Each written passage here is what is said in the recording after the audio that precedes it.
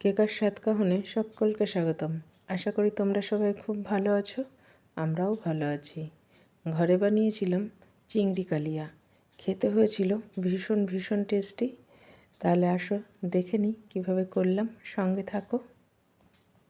চিংড়ি মাছের কালিয়া করার জন্য সবার প্রথমে চিংড়ি মাছগুলোকে খুব ভালো করে ধুয়ে পরিষ্কার করে নিয়েছি। আর চিংড়ি মাছগুলো ছিল একদম ফ্রেশ আর যথেষ্ট বড় ছিল চিংড়ি মাছগুলো।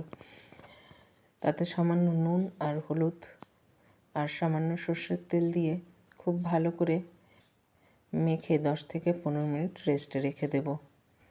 আর এদিকে কড়াইতে তেল গরম করে ফোড়নে দিয়েছি জিরে ফোড়ন আর শুকনো লঙ্কা, আর তার মধ্যে দিয়ে দিলাম পেঁয়াজ। পেঁয়াজটাকে বেশ একটা লালচে রং ধরিয়ে ভেজে নিতে হবে।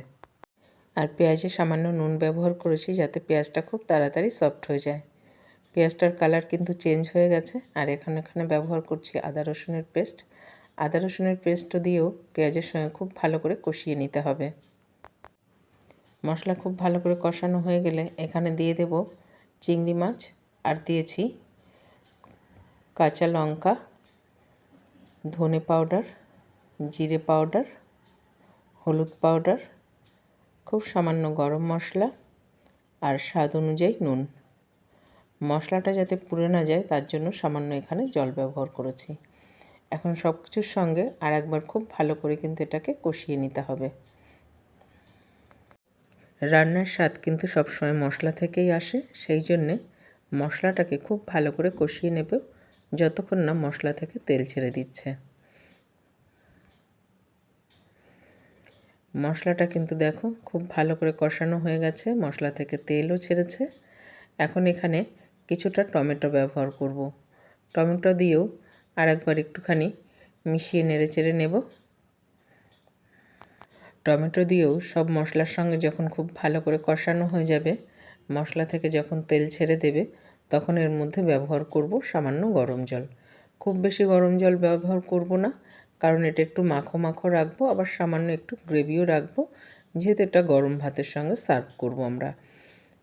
দেখো গ্রেভিতে কিন্তু খুব ভালোভাবে জাল উঠে এসছে। এখন স্বাদকে ব্যালেন্স করার জন্য সামান্য চিনি ব্যবহার করেছি, আর এখানে 1 চামচ ঘি ব্যবহার করেছি। আর সব কিছুর সঙ্গে আর একবার একটুখানি মিশিয়ে নেব। সামান্য জাল করে নিয়ে এর মধ্যে নামানোর আগে ফ্রেশ ধনেপাতা ব্যবহার করব।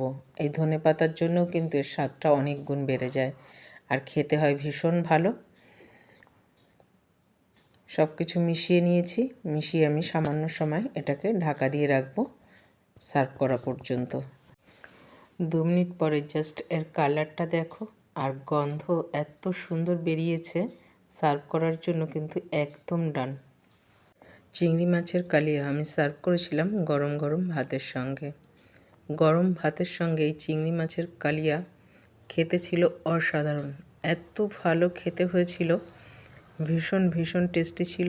আমরা ঘরে সবাই ভীষণ তৃপ্তি করে খেয়েছি। আমার কথায় কখনো এইভাবে এই চিংড়ি মাছ করে খেয়ে দেখবে, একবার খেলে বারবার খেতে মন চাইবে, এতটাই টেস্টি ছিল এটা। আর তোমরা কারা এই রেসিপিটা ট্রাই করছো অবশ্যই কমেন্টে জানিও।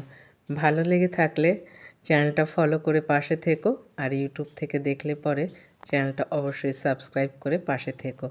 তাহলে আজ এখানেই শেষ করছি। সবাই ভালো থাকবে, সুস্থ থাকবে। দেখা হবে পরের আরেকটি ব্লগে।